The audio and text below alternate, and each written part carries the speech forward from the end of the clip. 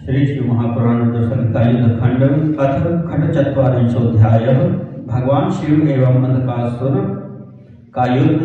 अंधक की माया से, उसके रक्त से अनेक अंधक कणों की उत्पत्ति, शिव की प्रेरणा से विष्णु का काली रूप धारण कर दानवों का रक्तपान करना, शिव द्वारा अंधक को अपने त्रिशूल में लटका लेना, अंधक की स्तुति से प्रसन्न हो शिव द्वारा उसे गणपत्य पद प्रदान करना। सनत कुमार वाच तस्येङ्गितज्ञश्च स दैत्यराजो गदां गृहीत्वा त्वरितः ससैन्यः कृत्वाथ सोऽग्रे गिरनामधेयं सुदारुणं देववरैर्भेद्यम् गुहामुखं प्राप्य महेश्वरस्य बिभेदशस्त्रैरशनिप्रकाशैः अन्ये ततो वीरकमेव शस्त्रैर्वा किलं शैलसुतां तथान्ये द्वारमिकेचिद्रुचिरं बभञ्जुः पुष्पाणि पत्राणि विनाशयेयुः फलानि मूलानि जलं च यद्यमुद्यान् मार्गान्नपि खण्डयेयुः विलोलयेयुर्मुदिताश्च केचित् शृङ्गाणि शैलस्य च भानुमन्ति ततो हरः संस्मृतवान् स्वसैन्यं समाहवयन् कुपितः शूलपाणिः। सनत कुमार बोले, हे व्यास, शिव जी का अभिप्राय जानकर उस दैत्यराज ने गदा लेकर देवगणों से सर्वथा अभेद गिर नामक दैत्य को आगे कर सेना के सहित शीघ्र शिव जी की गुफा के दरवाजे पर पहुंचकर वज्र के समान तीखे शस्त्रों से प्रहार करना प्रारंभ कर दिया। कुछ दैत्यों ने मीरक पर और कुछ दैत्यों ने पार्वती पर शस्त्रों से प्रहार किया। कुछ दैत्यों ने गुफा के मनोहर द्वार को तोड़ दिया। कुछ ने द्वार पर लगे पत्र, पुष्प, फल, मूल तथा मनोहर जल एवं उद्यान मार्गों को नष्ट कर दिया। कुछ ने प्रसन्न होकर पर्वत के दीप्तिमान शिखरों को तोड़ दिया।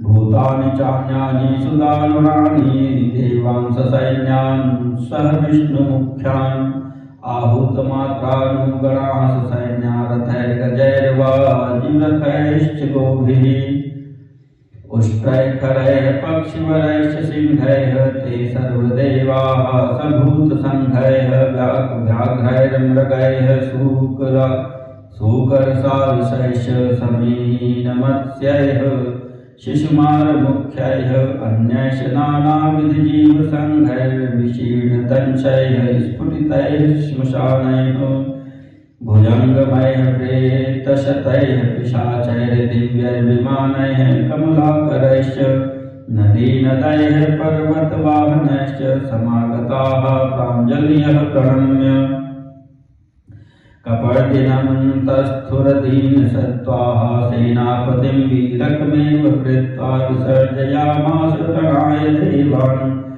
विश्रान्तवाहनथ तत्पिनाकी युद्धे स्थिरं लब्धजयं प्रधानं सम्प्रेषितास्ते तु महेश्वरेण चक्रुर्युगान्त प्रतिमं च युद्धं मर्यादहीनं सगिलेन सर्वे दैत्येन्द्र सैन्येन सदैव घोरं क्रोधान्निगीर्णास्त्रिदशास्तु संख्ये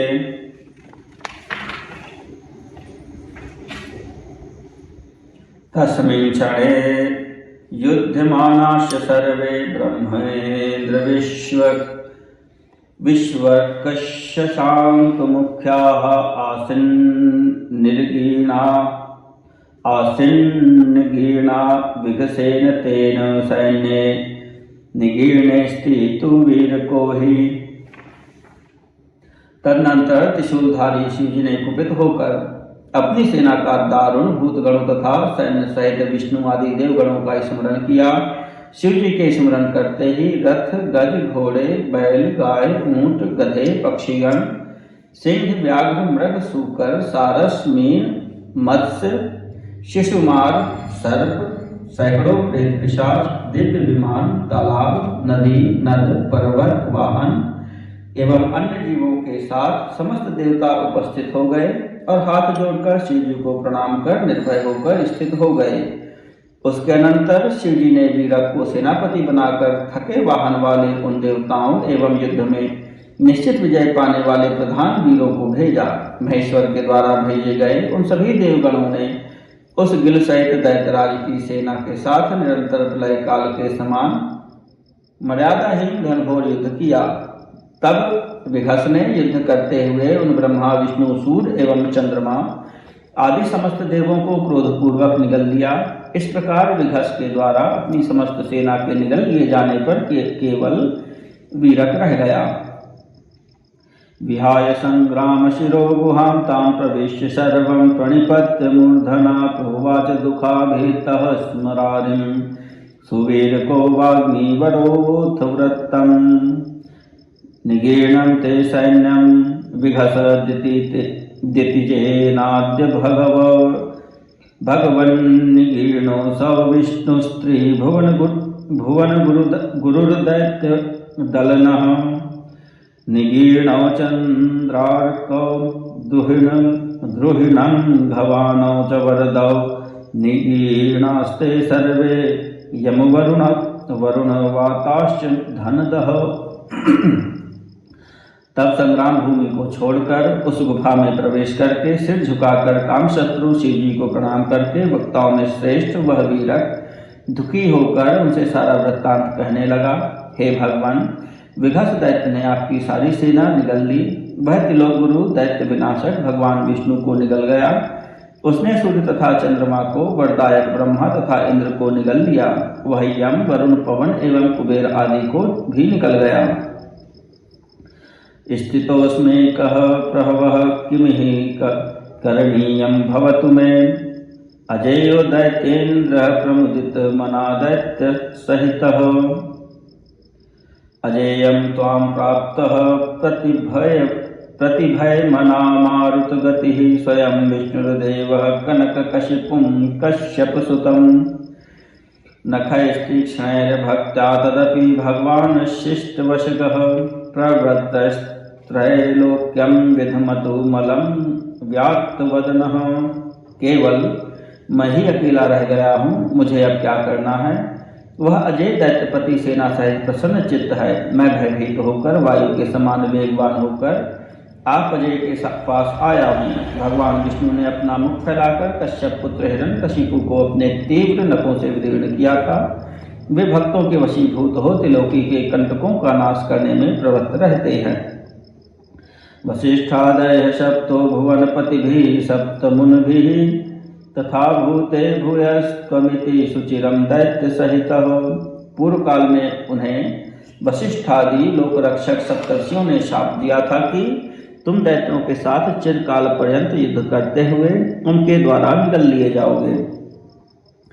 ततस्तेनोक्तास्ते प्रणयवचनैरात्मनिहितैः कदास्माद्वै घोराद् भवति मम मोक्षो मुनिवराः यतः क्रुद्धैरुक्तो विघसो हरणाद्युद्धसमये ततो घोरैर्बाणैर्विदलित मुखे मुष्टिभिर्लम्। इसके बाद जब विष्णु ने विनम्र होकर मुनियों से प्रार्थना की कि हे मुनिगणों, इस घोर शाप से मेरा छुटकारा कैसे होगा, तब क्रुद्ध हुए उन मुनिगणों ने कहा, युद्ध काल में जब घोर बाणों की वर्षा कर विघस नामक दैत्य तुम्हें निगल लेगा, तब तुम अपने घूंसों से उसके मुख पर प्रहार कर निकलोगे। बदर्याख्यारण्ये ननु हरिग्रहे पुण्यवसतौ निशंसतभ्यात्मानं विगत कलुषो यास्यसि परं ततस्तेषां वाक्यात् प्रतिदिनमसौ दैत्यनिगिलनः क्षुधार्तः संग्रामाद् भ्रमति पुनरामोदमुदितः। तमश्चेदं घोरं जगद्दुदितयोः सूर्यशशिनोर्यथा शुक्रस्तुभ्यं परम रिपुरत्यन्तविक्रः हतान् देवैर्दैत्यान् पुनरमृतविद्यास्तुतिपदैः सवीर्यां संहृष्टान् व्रणशतवियुक्तान् प्रकृते वरं त्याज्यास्तव मम तु संग्राम समये भवान् साक्षीभूतः क्षणमपि व्रतः कार्यकरणे। तत्पश्चात पुण्याश्रम बद्रीवन नामक हरिग्रह में जब तुम अवतार लोगे तब शाप रहित हो अपने परमात्मा रूप में अवस्थित हो जाओगे। तभी से वह गिल नामक दैत्य प्रतिदिन भूखा रहकर बड़ी प्रसन्नता के साथ युद्ध स्थल में घूमता रहता था। जिस प्रकार जगत को प्रकाशित करने वाले सूर्य एवं चंद्रमा से राहु शत्रुता करता है, उसी प्रकार देवताओं के परम शत्रु शुक्राचार्य देवों के द्वारा मारे गए सभी दैत्यों को संजीवनी विद्या के स्तुति पदों से व्रण रहित कर जीवित कर देते हैं। आपको तथा मुझे युद्ध स्थल में भले ही प्राण त्याग करना पड़े, किंतु अब आप ही इस युद्ध में प्रमाण हैं और आप ही इस कार्य को संभालें। सनत कुमार वाच इतीदं सत्पुत्रात् प्रमथ पतिराकर्ण्य कुपित चिरं ध्यात्वा चक्रे त्रिभुवनपतिः प्राग्नुपमं प्रगायत् सामाख्यं दिनकर कराकार वपुखा प्रहासात्तन्नाम्ना तदनु निहितं तेन च तमः। सनत कुमार बोले, त्रिभुवनपति प्रमथपति सदाशिव पुत्र वीरक की बात सुनकर बहुत कुपित हुए और देर तक विचार करते रहे। तदनंतर उन्होंने सूर्य के समान देदीप्यमान अपने शरीर से उत्तम सामदेव का गान किया और बड़ा अट्टहास किया, जिससे समस्त अंधकार दूर हो गया। प्रकाशेऽस्मिन् लोके पुनरपि महायुद्धं करोद रणे दैत्यैः सार्धं विकृतवदनैर्वीरक मुनिः शिलाचूर्णं भुक्त्वा प्रवरमुनिना यस्तु जनितः सकृत्वा संग्रामं पुरमपि पुरायश्च जितवान्। तब इस लोक में प्रकाश हो जाने पर वीरक मुनि ने रण में विकृत मुख वाले दैत्यों के साथ पुनः महायुद्ध किया। शिलाद मुनि ने पत्थर का चूर्ण खाकर जिन नंदीश्वर को उत्पन्न किया था तथा जिन्होंने त्रिपुर को भी पूर्व काल में जीत लिया था, उस नंदी ने घनघोर युद्ध प्रारंभ कर दिया। महारुद्रः सद्यः स खलु दितिजेनातिगिलितः ततश्चासौ नंदी निशितशरशूलासी सहितः प्रधानो योधानां मुनिवरश्यतानामपि महान् निवासो विद्यानां शमदं महाधैर्यसहितः। निरीक्ष्यैवं पश्चाद् वृषभवर्मारूह्य भगवान् कपर्दी युद्धार्थी विघस्त दितिजं सम्मुखमुखः जपन् दिव्यं मन्त्रं निगलन् विधानोद्गिलनकं स्थितः सज्जं कृत्वा धनुरशनी कल्पानपि शरान् ततो निष्क्रांतो सौविघस वदनाद्वीरक मुनिर्गृहीत्वा तत्सर्वे स्वबलं तुलं विष्णुसहिताः समुद्गीर्णाः सर्वे कमलजबलारिन्दुदिनपाः प्रहष्टं तत्सैन्यं पुनरपि महायुद्धं करोत्। नंदी को भी उस राक्षस ने निगल लिया। ऐसा देखकर योद्धाओं एवं मुनियों में अग्रगण्य तथा सभी विद्याओं के निवास शम दम धैर्यादि गुणों से युक्त एवं कपर्दी महारुद्र वृषभ पर सवार हो निगले हुए देवगणों को उगलवा देने वाले दिव्य मंत्र का जप करते हुए तीक्ष्ण बाण शूल तथा खड्ग लेकर युद्ध के लिए उस राक्षस के सम्मुख उपस्थित हुए। इतने में महावीर वीरक सभी को लेकर उस विघस राक्षस के मुख से निकले। इसी प्रकार विष्णु ब्रह्मा इंद्र चंद्रमा सूर्य आदि सभी निकल आए। तब उनकी सेना प्रसन्न होकर पुनः युद्ध करने लगी। जिते तस्मिन् शुक्रस्तदनु दितिजान युद्ध विहितान यदा विद्या वीर्यात् पुनरपि सजीवान् प्रकृते तदा बद्धानीतः पशुरिव गणैर्भूतपतये नगीर्णस्तेनासौ त्रिपुररिपुना दानव गुरुः। उस सेना के जीत लेने पर देवगणों के द्वारा मारे गए समस्त दैत्यों को शुक्राचार्य अपनी संजीवनी विद्या से संजीवनी विद्या के बल से पुनः जीवित करने लगे। तब गणों ने शुक्राचार्य को पशु के समान बांधकर शिव जी के समीप उपस्थित किया और त्रिपुरारी शिव जी ने उन दानवगुरु को निगल लिया। विनष्टे शुक्राखे सुर रिपु निवासस्तदखिलो जितो ध्वस्तो भगनो भ्रष्मपि सुरश्चापि दलितं प्रभूतैर्भूतौ घैर्दितिज कुणपग्रास रसिकैः सरुण्डैर्नृत्यद्भिर्निशितशरशक्त्युद्धृतकरैः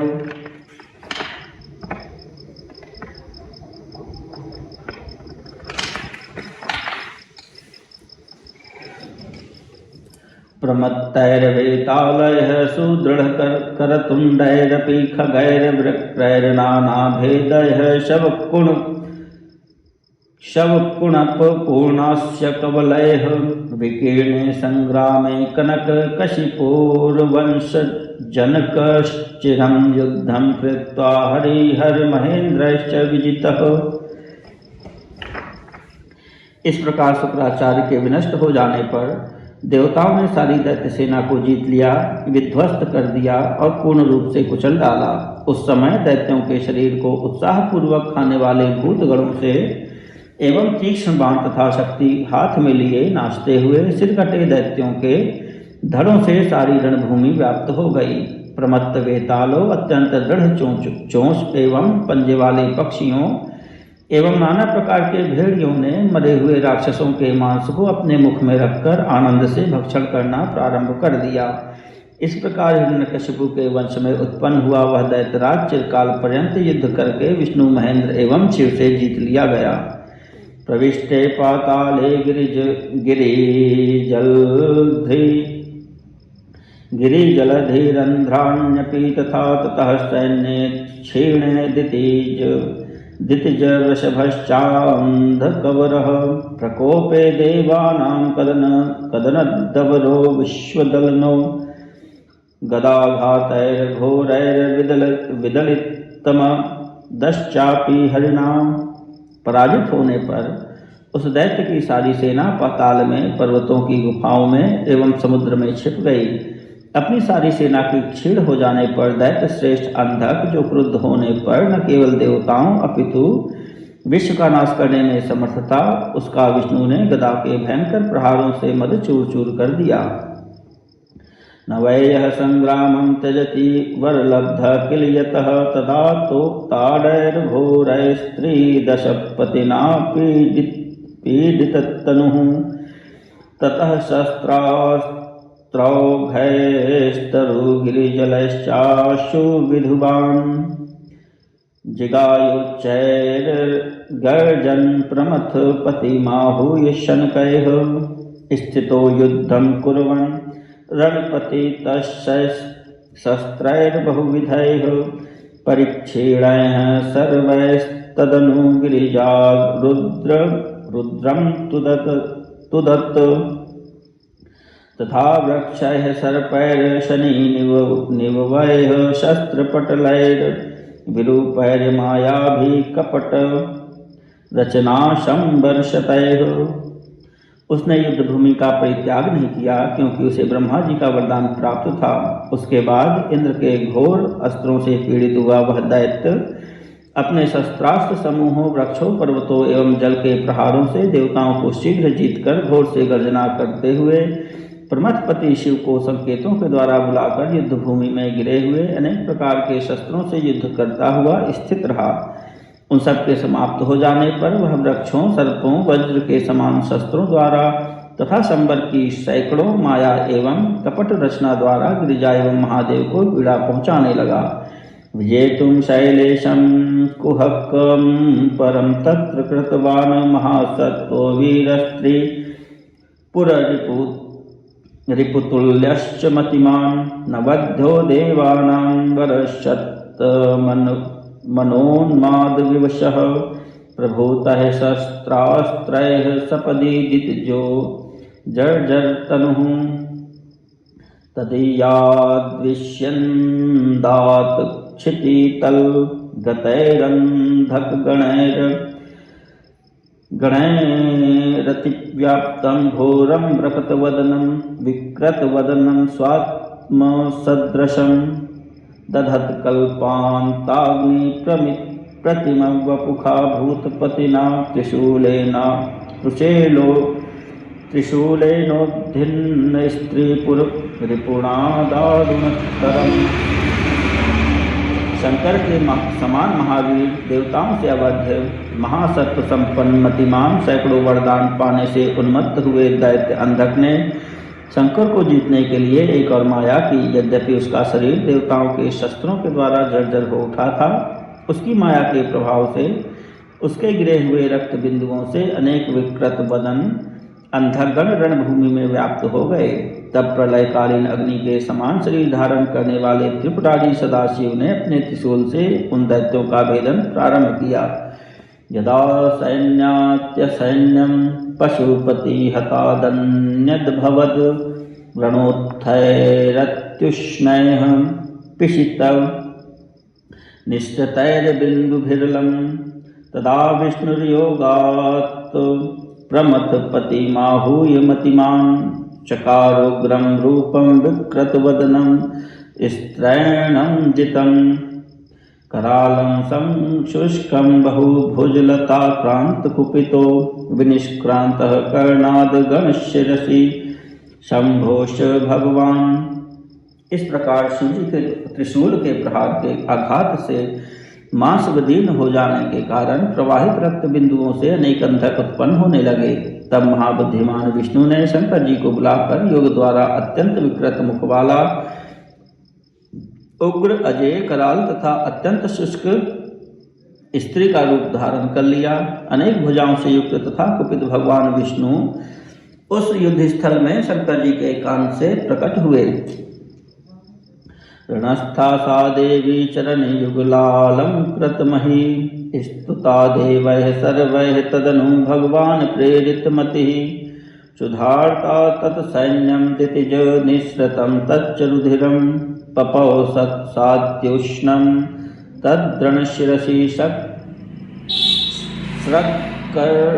स्रक्कर्दमलं। युद्ध भूमि में उत्पन्न हुई वे देवी अपने युगल चरणों से पृथ्वी को सुशोभित करने लगी। सभी देवगण उनकी स्तुति करने लगे। उसके बाद शंकर जी की प्रेरणा से क्षुधा से व्याकुल वे देवी मांस के कीच से युक्त उस रणभूमि में दैत्यपति के शरीर से निकले हुए उष्ण रुधिर का पान करने लगी। ततस्त्वेको दैत्यस्तदपि युयुधे शुष्करुधिरः तलाघातैर्घोरैरशनीसदृशैर्जानुचरणैः नखैर्व्रजाकारैर्मुखभुजशिरोभिश्च गिरिशं स्मरन् क्षात्रं धर्मं स्वकुलविहितं शाश्वतं जम।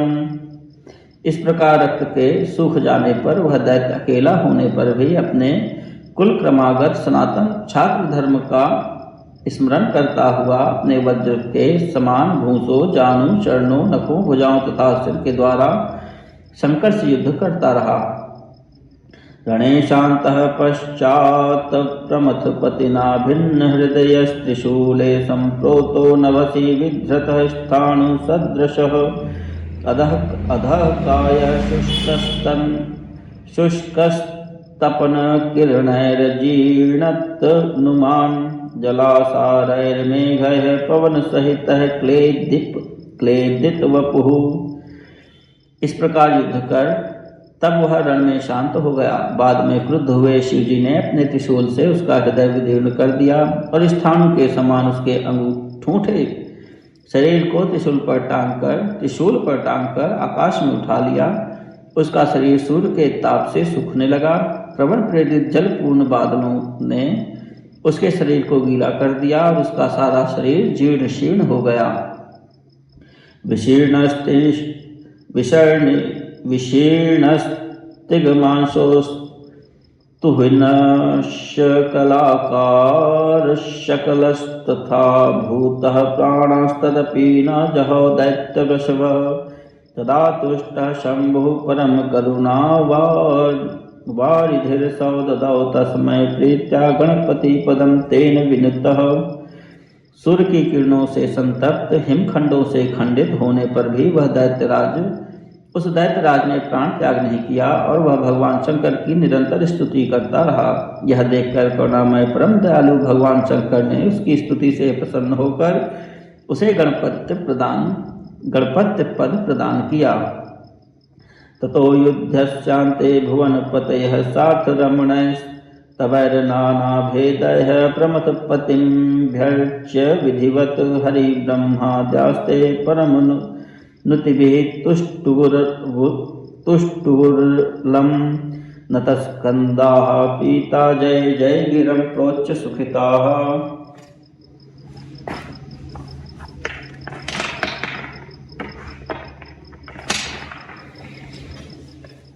हरस्तैस्तैः सार्धं गिरिवरगुहायां प्रमुदितो विसृज्यैकांशान् विविध बलिना पूज्य सुनगान् चकाराज्ञां क्रीडां गिरिवरस्तुतां प्राप्य मुदितां तथा पुत्रं घोराद विघसवदनान् मुक्तं नघम्। उस समय युद्ध के अंत में भुवनपति श्री हरि ब्रह्मा तथा समस्त देवताओं ने शंकर जी की विधि पूर्वक पूजा कर कंधा झुकाकर मनोहर एवं सारगर्भित स्तुतियों से उनकी स्तुति की तथा प्रसन्न होकर उनकी जय जयकार करके वे सुखी हो गए। तत्पश्चात भगवान भूतपति नाना प्रकार की सामग्री से पूजित देवगणों को सत्कार सहित विदा कर पार्वती के साथ प्रसन्न हो गुहा में क्रीड़ा करने लगे। उस समय वे घोर विघस के मुख से पाप रहित पुत्र वीरक के निकले जाने से बड़े ही प्रसन्न हो रहे थे। इति श्री शिव महापुराणे द्वितीयायां रुद्र संहितायां पंचमे युद्धखंडे अंधक वधोपाख्याने अंधक युद्ध वर्णनम नाम खट 44 अध्यायः।